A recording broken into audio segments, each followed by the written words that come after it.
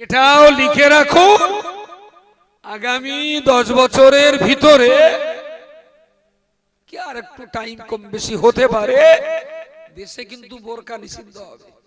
কিছু শালা খুনি আসামি, চোর গুন্ডা, ডাকাতি করা বেশ্যা মেয়ে লোক, তারা এখন বোরকা পরে বোরকার ভেতর দিয়ে ঝেঁটা জুতো বের করে মৌলভী সাহেবের কাছে গেছে। ফতোয়া জানতি, কথা জানতি, আলোচনা হতে হতে বোরকার ভিতর থেকে ঝেঁটা জুতো বের করে মৌলভী সাহেবকে বোরকা পরে দেশে অনেক অন্যায় কাজ হচ্ছে। সুতরাং বোরকার কুয়াশার ভিতর দিয়ে দেখছিলাম বোধহয় লোকটার নাম রশিদ হবে, কিন্তু কাছাকাছি হয়ে দেখলাম না না না না, এ তো রশিদ লোক নয়। কুয়াশার ভিতর দিয়ে দেখছিলাম লোকটা বোধহয় পঞ্চায়েতের আমাদের মেম্বার। কাছাকাছি হয়ে দেখলাম না, ইনি তো আমাদের মেম্বার নয়। দূর থেকে কুয়াশার ভিতর দিয়ে লক্ষ্য করে দেখতে পাচ্ছিলাম লোকটা বোধহয় আমার বেই হবে।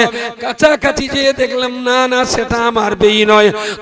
কুয়াশাতে দূর থেকে মানুষ যেমন দেখে চেনা যায় না, শেষ জমানাতে রাসূলুল্লাহ বলেছেন কুয়াশাচ্ছন্ন হওয়ার কারণে আমি আপনি যেমন চিনতে পারি না, এরকম একটা জমানাতে আমি আপনি দাঁড়িয়ে দূর থেকে লক্ষ্য করে দেখতে পাচ্ছিলাম বোধহয় পীরজাদা হবে, বোধহয় নবীজাদা হবে। দূর থেকে মনে করছিলাম একটু তেল পানি বোতল নিয়ে যাই, পড়ে নিয়ে আসি। দূর থেকে দেখতে পাচ্ছিলাম বোধহয় বড় হুজুর হবে, তেল পানি পড়ে নিয়ে বাড়িতে মেয়েরা মায়েরা ব্যবহার করলে রোগ যন্ত্রণা ব্যথা বেদনা সেরে যাবে। কুয়াশা কেটে গেল, কাছাকাছি হয়ে দেখতে পেলাম যাকেই ভাবছিলাম পীরজাদা, হুজুরজাদা, নবীজাদা, এখন কাছাকাছি হয়ে দেখতে পেলাম না না, পীরজাদা, হুজুরজাদা, নবীজাদা নয়, তিনি তো আসলেই বোতল বাবাজাদা। মুসলমানরা এই শয়তানি করতেই থাকে।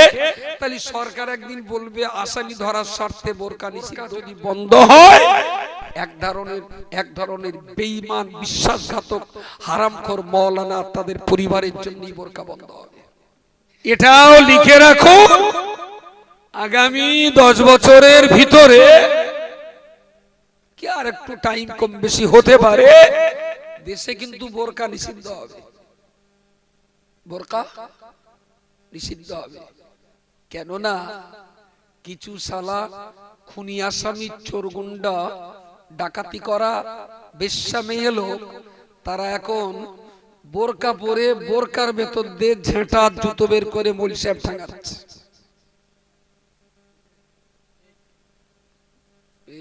শ্রোতা হাতেরা তোরা জানে না, তোরা একটু ভালো করে বুঝকে দিবি। মৌলভী সাহেবের কাছে গেছে, ফতোয়া জানতি, কথা জানতি, আলোচনা হতে হতে বোরকার ভিতর থেকে ঝেঁটা জুতো বের করে মৌলভী সাহেবকে পেটা হচ্ছে। বোরকার ভিতর থেকে এখন বোরকা পরি তো পুলিশ তো আসামি ধরতে পারছে না, পুলিশ আসামি ধরতে পারছে না। তাহলে একদিন তো পুলিশ বলবে যে বোরকা পরে দেশে অনেক অন্যায় কাজ হচ্ছে, সুতরাং বোরকার চলবে না। এই বোরকা বন্ধ হওয়ার নাটের গুরু কিন্তু কোনার মৌলভী সাহেব কাজ করছে, নাটের গুরু। আপনি আবার আপনার বাপের কবরে সওয়াব রচনার জন্য সেই সব জন্তু ধরে এনে বাপের কবর জিয়ারত করাচ্ছেন। ওতে বলো বাপ আরো কবরে ছটফট করবে, যা রয়েছে বাপ ওইভাবে থাকতে দেন। ওসব জন্তু দিয়ে সব রচনা করালি কবরে আরো মুসিবত। খুব কুয়াশার ভিতর দিয়ে দেখছিলাম বোধহয় লোকটার নাম রশিদ হবে, কিন্তু কাছাকাছি হয়ে দেখলাম না না না না, এ তো রশিদ লোক নয়। কুয়াশার ভিতর দিয়ে দেখছিলাম লোকটা বোধহয় পঞ্চায়েতের আমাদের মেম্বার। কাছাকাছি হয়ে দেখলাম না, ইনি তো আমাদের মেম্বার নয়। দূর থেকে কুয়াশার ভিতর দিয়ে লক্ষ্য করে দেখতে পাচ্ছিলাম লোকটা বোধহয় আমার বেই হবে। কাছাকাছি যেয়ে দেখলাম না না, সেটা আমার বেই নয়। কুয়াশাতে দূর থেকে মানুষ যেমন দেখে চেনা যায় না, শেষ জামানাতে রাসূলুল্লাহ বলেছেন ধোঁয়াশা কুয়াশাচ্ছন্ন হওয়ার কারণে আমি আপনি যেমন চিনতে পারি না, এরকম একটা জামানাতে আমি আপনি দাঁড়িয়ে দূর থেকে লক্ষ্য করে দেখতে পাচ্ছিলাম বোধহয় পীরজাদা হবে, বোধহয় নবীজাদা হবে। দূর থেকে মনে করছিলাম একটু তেল পানি বোতল নিয়ে যাই, পড়ে নিয়ে আসি। দূর থেকে দেখতে পাচ্ছিলাম বোধহয় বড় হুজুর হবে, তেল পানি পড়ে নিয়ে বাড়িতে মেয়েরা মায়েরা ব্যবহার করলে রোগ যন্ত্রণা ব্যথা বেদনা সেরে যাবে। কুয়াশা কেটে গেল, কাছাকাছি হয়ে দেখতে পেলাম যাকেই ভাবছিলাম পীরজাদা হুজুরজাদা নবীজাদা, এখন কাছাকাছি হয়ে দেখতে পেলাম না না, পীরজাদা হুজুরজাদা নবীজাদা নয়, তিনি তো আসলেই বোতল বাবা জাদা। বোতল বাবা দূরের থেকে দেখে অনেক তেল পানি পড়ে লিছি লেইনি, কাছাকাছি হয়ে দেখতে জানি বাপরে বাপ বিরাট বড় বোতল বাবা। এতেও বাঙালি জাতির লজ্জা হয় না, আর হবে কি করে?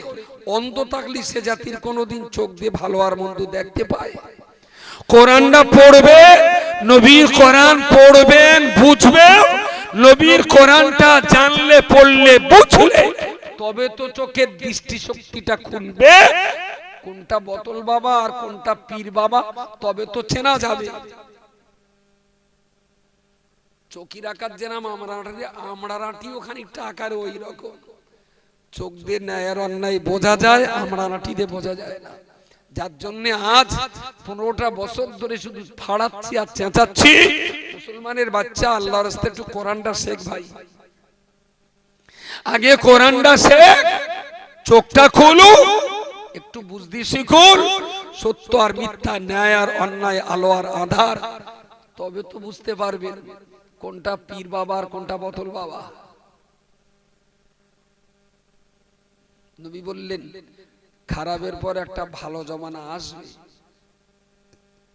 কিন্তু সেই ভালোর ভিতরে ওয়াফিহি দাখানুন, একটু ধোঁয়াশা ভাব থাকবে, একটু একটু কুয়াশা ভাব থাকবে।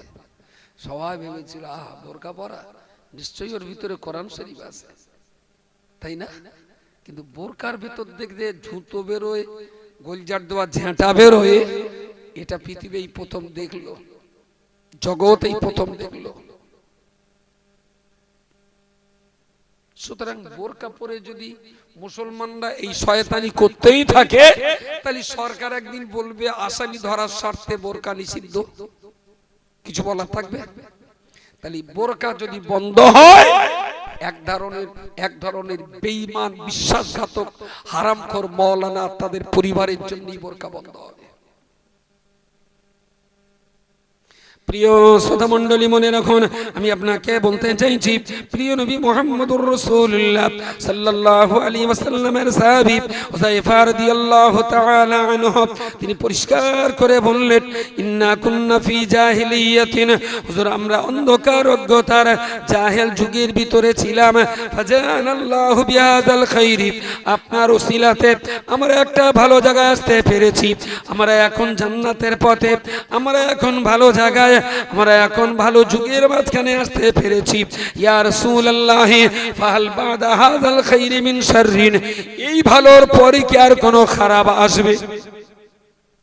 নবী বললেন হ্যাঁ, এই ভালোর পরে একটা খারাপ আসবে, খারাপ আসবে। সাহাবী আবার বললেন ফাহাল বাদা যালিকাল খাইরি মিন শাররিন, হুজুর সেই খারাপের পরে কি আর কোনো ভালো আসবে?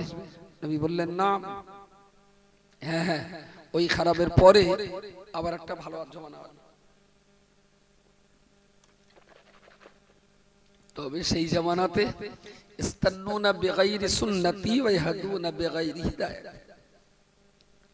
ওরা সুন্নাতের কথা বলবে, তবে ওদের বলা সেই সুন্নাত আমার সুন্নাতের সাথে মিশবে না। ওরা হেদায়েতের কথা বলবে, কিন্তু ওদের বলা হেদায়েতের কথা আমি রাসূল আমার বলা হেদায়েতের সঙ্গে মিলবে না।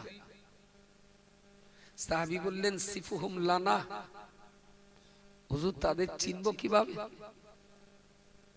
তাদের জানবো কিভাবে? নবী আমার বললেন, বাবা সাহাবী, হুম মিন জিলদাতিনা ওয়া ইয়াতাকাল্লামুনা বিআলসিনাতিনা। ও বাবা সাহাবী, শোনো শোনো, যারা এমন করে ইসলামের চরম শত্রুতা করে ধোঁকাবাজি করবে, যারা এমন করে ইসলামের ক্ষতি করবে, তুমি ওদের কোনোদিন চিনতে সহজে চিনবে না, তুমি কোনোদিন তাদের বুঝতে পারবে না। হুম মিন জিলদাতিনা, আমি নবী আমার গায়ে যেমন চামড়া রয়েছে তাদের গায়েও তেমন চামড়া থাকবে।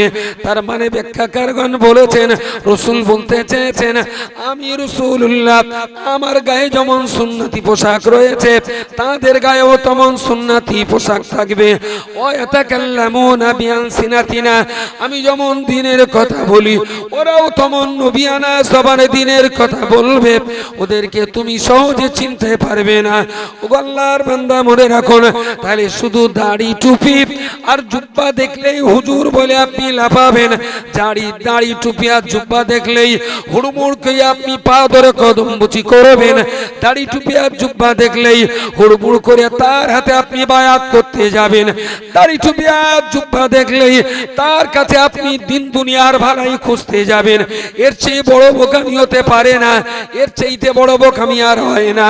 ও আল্লাহর বান্দা, মনে রাখুন, প্রিয় নবী মুহাম্মদুর রাসূলুল্লাহ সাল্লাল্লাহু আলাইহি ওয়াসাল্লাম অত্যন্ত সতর্ক করে বলেছেন, আলা ইন্না সাররা শিরারিল উলামা ওয়া আলা ইন্না খায়রা খিয়ারিল উলামা।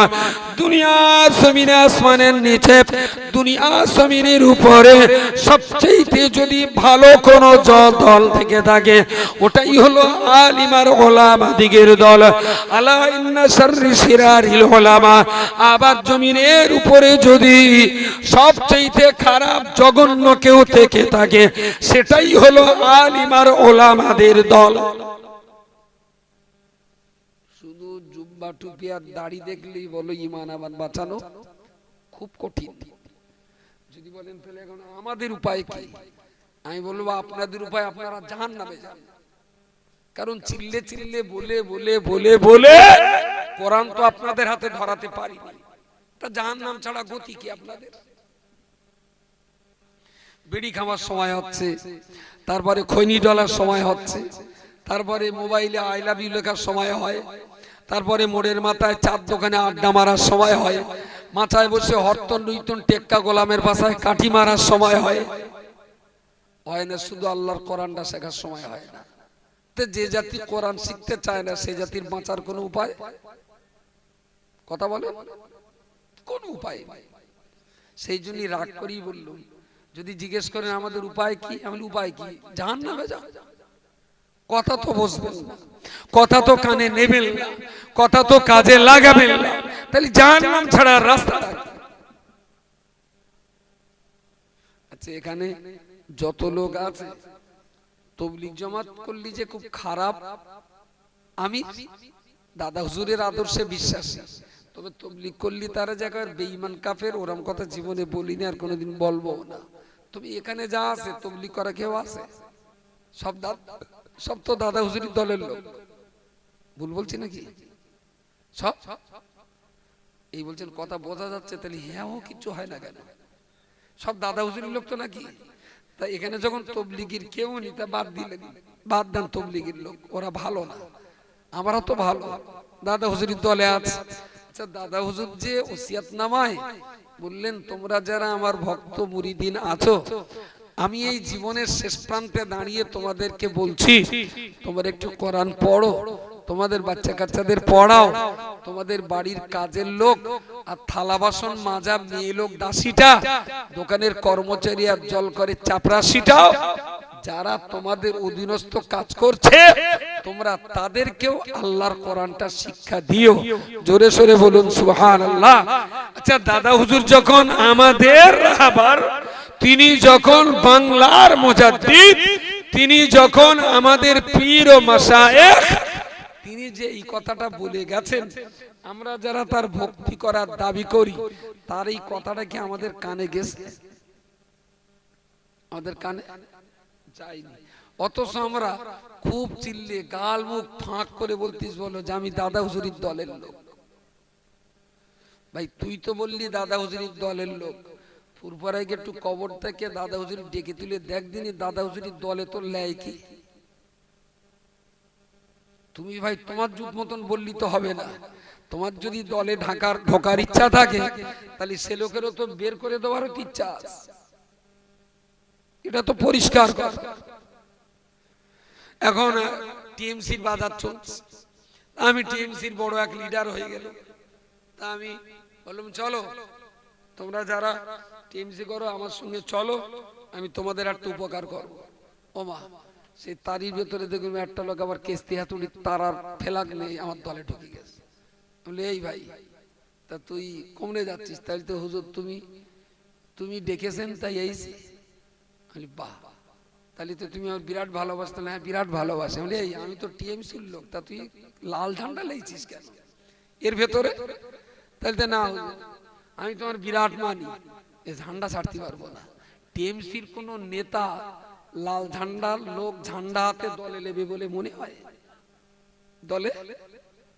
তাহলে কেস্তিয়াতুরির ঝান্ডা নেই টিএমসির দলে ঢোকা যতটা কষ্টকর, কোরআন শরীফ না পড়ে দাদা হুজুরির দলে ঢোকা তার চেয়ে বেশি কষ্টকর। তাহলে এখন থেকে যে কটা লোক কোরআন পড়তে পারে সেই কটা লোকই বলুক দাদা হুজুরির দলের লোক, যারা কোরআন পড়তে পারে না ওরা আলাদা একটা দল করুক, ওরা একটা আলাদা দল করলে বলে আমরাও দাদা হুজুরির দল করি। আমরা হলো মূর্খ দল, পড়তে জানি না। আর যারা পড়তে পারে ওরা হলো শিক্ষিত দাদা হুজুর, আর আমরা হলো মূর্খ দাদা হুজুর। একটা দল কর ভাই, ভালো হবে, তাতে ঝামেলা জঞ্জাট কম হবে। আমরা যখন 15 বছর ধরে চিৎকার করছি যে অল ইন্ডিয়া সুন্নাত ওয়াল জামাতের ছত্র ছায়ায় দেশের মানুষদের কোরআনের শিক্ষা, আলেম হোক আলেমা হোক মাওলানা হোক, তার জন্য এতগুলো মাদ্রাসা, 16টা গার্লস ক্যাম্পাস, সব মিলিয়ে 86টার মতো বয়েজ ক্যাম্পাস আপনার একদম ঘরের দোরগোড়ায়। কোন মাদ্রাসা? আপনার ঘরের দোরগোড়ায় বলেছি, একদম আপনার গ্রামের কাছাকাছি। নূরপুর চাঁপালি দারুল হুদা ইসলামিয়া মাদ্রাসা। কত বছর বয়স সেদিন বলছিলাম? ওই সেই দুতলা সাবজালার দিন কেউ জাননি? এরা হোসেনপুরের লোক ডাকিনি নাকি? 86 বছর। এই ক বছর খেয়াল নেই, তা 86 বছর তো হবেই সম্ভবত। আমি আমার যেন একটু মনে পড়ছে বসিয়া হুজুর আমিনিয়া মাদ্রাসা তৈরির আগে এই মাদ্রাসার ভিত দেওয়া। আমিনিয়া মাদ্রাসা তৈরির আগে এই মাদ্রাসার ভিত দেওয়া। অনেক জমি জায়গা চাঁপালি মাদ্রাসা, বসিয়া হুজুরের ভিত দেওয়া মাদ্রাসা। 86 বছর বয়স, 86 বছর। অল ইন্ডিয়া সুন্নতুল জামাত দায়িত্ব নিয়েছে মাত্র 3 বছর। 3 বছর, তার ভিতরে লকডাউনই খেয়েছে তো 1.5 বছর। লকডাউন। আচ্ছা, 86 বছরের উন্নতি দেখবেন, আর আমি 6 বছর চেয়ে নিয়েছি। 3 বছর গেছে আর সামনে 3টা বছর। বুঝতে পারেন এতদিন কি অবস্থা ছিল? অল ইন্ডিয়া সুন্নাতুল জামাত দায়িত্ব নিয়ে মাদ্রাসার চরিত্র একটু পাল্টাচ্ছে বলে মনে হয়। পাল্টাচ্ছে না? এবার আপনি কি বলবেন বলেন? এসে নালিশ করলো, কি বাবা? বললাম আমি ভদার বউর বে করবো। আমি কি সব মনে ওরা ভদার বউ, তুই বে করবি কেন? দেশ অনেক মেয়ের বে কর। তাহলে না ভদা বলতো ওর বউটা বিরাট ভালো, সেই জন্য আমি ওইটা বে করবো। শুয়ার কথাকার, একটা মেয়ের সঙ্গে দুটোর মধ্যে লোক বে হয়, অন্য বে কর।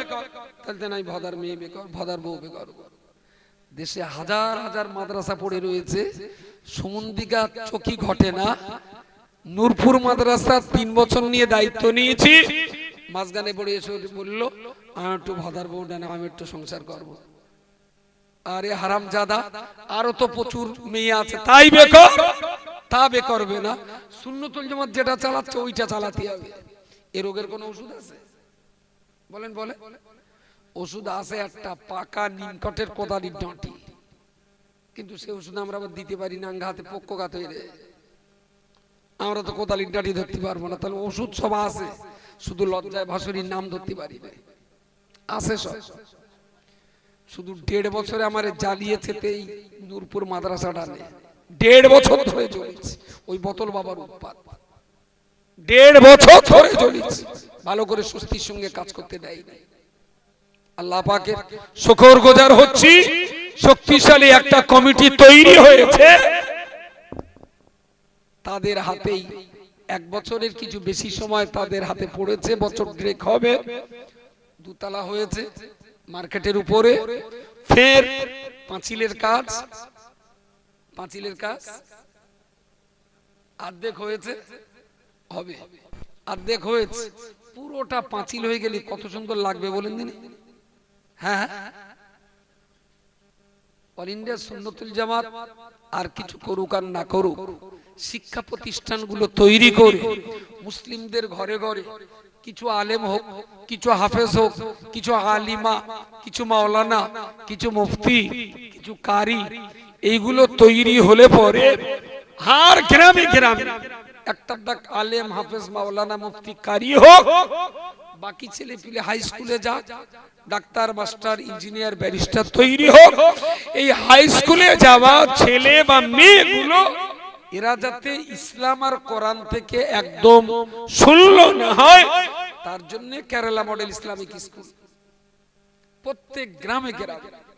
আপনাদের এই মহল্লার বাচ্চাদের কোরআন শিখবার উপায় তাড়াতাড়ি বলেন, এরা কোরআন শেখে কোথায় আপনাদের মহল্লার বাচ্চারা?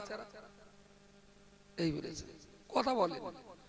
এই হোসেনপুরের এই মহল্লা, আমি রাত্রে এসেছি তো ঠিক বুঝতে পারিনি, আর ওই মোবাইলে একটু লিখছিলাম, আপনাদের মহল্লার বাচ্চাদের কোরআন পড়ার জন্য মক্তব নেই।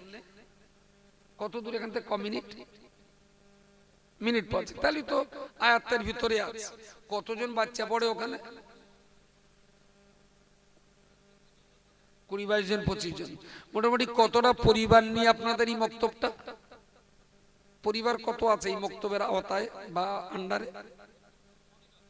পরিবার কত বলেন স্যার? কত পরিবার বলছি, ভোটার না, পরিবার, পরিবার রান্নাঘর 200-300? বাপরে বাপ, অনেক বড়। 300 যদি পরিবার হয় তো অন্য জায়গার তুলনায় এদিকে আবার একটু প্রোডাকশন বেশি হয় স্বাভাবিক। 300 পরিবার হলে মিনিমাম আপনি ধরে নেন 3 বছরের উপরে আর 18 বছরের নিচে এরকম বাচ্চা আছে অন্তত 700 বাচ্চা আছে না? তা 700 যদি বাচ্চা থাকে, পড়ছে তো মাত্র কটা বললেন? হ্যাঁ, 20-25 জন কোরআন শিখছে আলহামদুলিল্লাহ। যারা কোরআন শিখছে এই বাচ্চাগুলো আল্লাহকে চিনবে, নবীকে চিনবে, নামাজ পড়বে, আদব, আখলাক, তালিম, তারবিয়াতের, এরা বিরাট বড় মাওলানা, মুফতি, পীর না হলেও আলহামদুলিল্লাহ এরা এক একজন মুসলমান তৈরি হবে। মিনিমাম মুসলমানটুকু তারা হবে। কিন্তু 700 বাচ্চার ভিতরে এখনো বাদ গেছে তো 670টা বাচ্চা। এই বাচ্চাগুলো কি দাদা হুজুরির সিলসিলায় না ইবলিস শয়তানের সিলসিলায়? কথা বলতে হবে তো। ইবলিস শয়তানের সিলসিলায়। কোরআন শিখলে তবে দাদা পীরের সিলসিলা, আর কোরআন না শিখলে ইবলিসের সিলসিলা। উপায় কি হবে?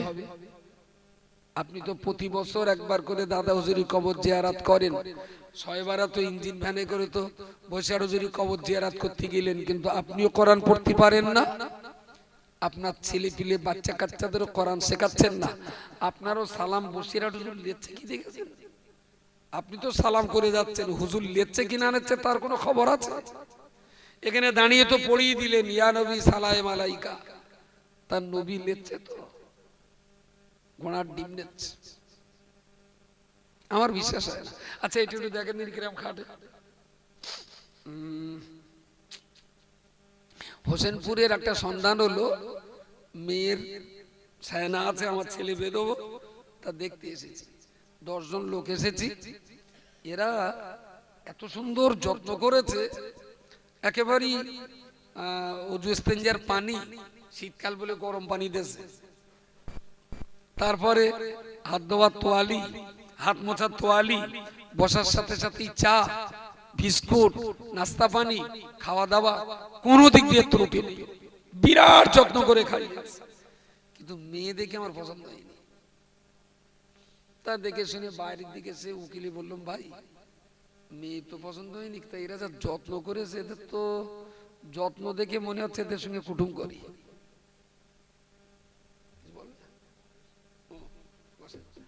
যত্ন দেখে মনে হচ্ছে এদের সঙ্গে একটু কুটুম করি, এদের যত্নের কোনো ত্রুটি নেই, দারুণ সুন্দর যত্ন করেছে।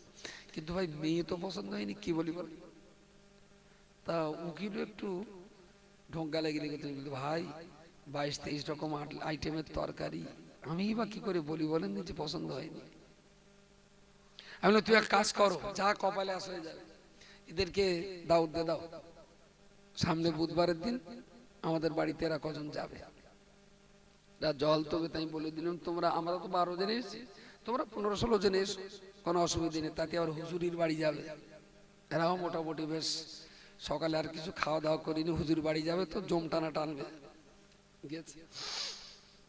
আমার বাড়িতে যে বসার পর আমিও যত্ন খাতিরের কোনো ত্রুটি করিনি, সমস্ত কিছু আয়োজন করে সামনে দিয়ে আমি বললাম, পরে গিয়ে আবার এরা খারাপ মনে করে কি, তা ব্যাপারটা আগেই বলে রাখি। আমি বললাম, ভাই আপনারা যারা হোসেনপুর থেকে এসেছেন, আপনারা আমার প্রিয়জন, মহব্বতের মানুষ, আমার বাড়ির মেহমান, তা কিছু মনে করেন না ভাই, আপনাদের বাড়িতে খেয়ে এসেছিলাম তো, আপনাদের একটু না খাওয়ালে আমার মনটা যেন বড্ড ছোচ্চর মনে হচ্ছিল। আজকে আপনাদের এই 18 জন মানুষের জন্য প্রায় 25,000 টাকা খরচা করে আমি বাজার করে রান্না বান্না করেছি। ভাই বুফে সিস্টেমের খাওয়া, যার যেটা ইচ্ছা খুব সুন্দর করে মন পুষিয়ে খান, তবে কিছু মনে করেন না ভাই, আমি ছেলে দেখাবো না, আপনাদের মেয়ে না আমার পছন্দ হয়নি। কেটা কেটা খাবে একটু হাত তোলেন। আমি হুজুর বলো, একটু হুজুরের দিক চেয়ে কথা বলে, আমি আগেই বলে দেবো যে ছেলে দেখাবো না, আপনারাও খাইয়েছেন, আমিও আপনাদের জন্য যত্ন করেছি, একটু খেয়ে বাড়ি যান, ছেলে দেখাবো না। কেটা কেটা খাবে? তাহলে ওখানে হুজুরির কোনো কেরামতি চলবে না। আসলে যে জন্যই যাওয়া, খাওয়ার জন্য তো যাওয়া না। হুজুর যদি বলতেন, ভাই বিয়ে শাদী পরে হবে, ওসব রাখো, আমার বাড়িতে এমনি খাটিয়ে এসো একদিন, বুঝতে পারেননি, ডাল দিলেও তো ছাড়বে, সারা গোপার দাড়ি পুড়িয়ে ডালও খাবে, হুজুরের বাড়ির ডালও ছাড়বে না। কিন্তু ঘর বাদ দেখতে যদি যায়, আর যদি বলি ছেলে দেখাবো না, খেয়ে বাড়ি যাও, তাহলে নিতান্ত, যার অন্তত শস্যদানা পরিমাণ প্রেস্টিজ বলে কিছু আছে, সে অন্তত ওই দিন কিছু খাবে না, কিচ্ছু খাবে না।